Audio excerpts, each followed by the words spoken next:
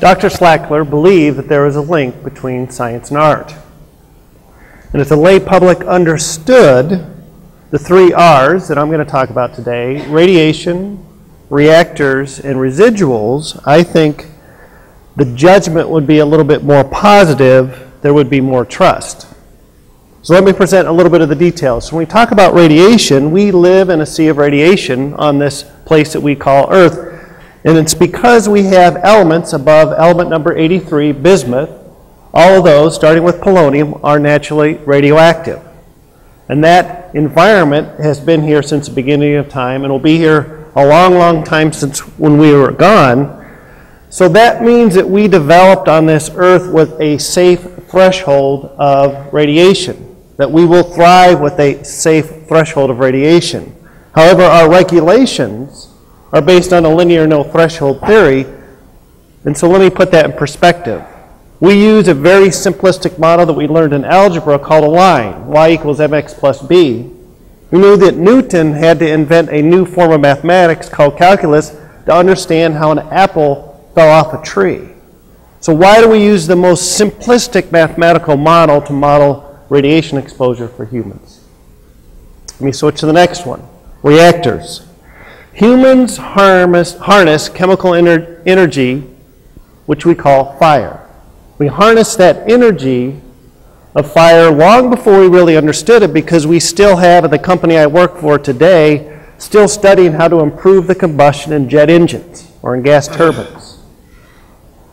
And so when we look at fire, it deals with this outer shell electrons of atoms. So my other panelists up here will talk about geotechnology, nanotechnology, and biotechnology. All of that deals with the outer shell electrons of atoms. So let me put it in perspective. If this water bottle was the nucleus of an atom, you pick it, the electrons would be 6 to 7 miles away. So when we talk about the binding energy of an atom, that's the world that I live in with this nucleus, where instead of electrons that are 1 to 2 electron volts, the binding energy of an atom are hundreds of millions of electron volts. So what does that give us?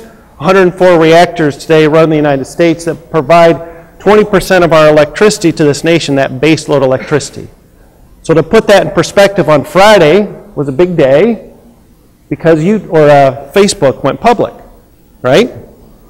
Imagine that technology trying to go public in a grid that was up and down, that was cyclic, that one set of servers got to run for a couple of days and another set of servers for another company got to run. It wouldn't work. Facebook relies on that base of electricity for instantaneous communications.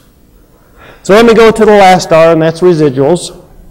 Some people call it toxic waste. The legal name is called spent fuel. Some people call it used fuel. Is it really an asset? And that's the dichotomy of nuclear waste. Is it a waste or an asset? Should we take action now, or should we delay that action? So President Obama established the Blue Ribbon Commission, which was a collection of 17 very talented Americans. And when you look at their report, they will say that there is no technology that's available today and that we need to wait yet again before we take that solution on. However, in this building, the National Academy of Sciences is very clear on at least 10 studies that looked at what you do with waste.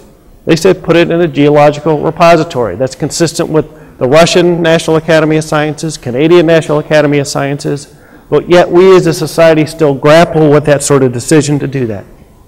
To put that in perspective, if we took all of the used nuclear fuel today with technology that was developed at our national laboratories, it would supply 100% of our electricity for 100 years.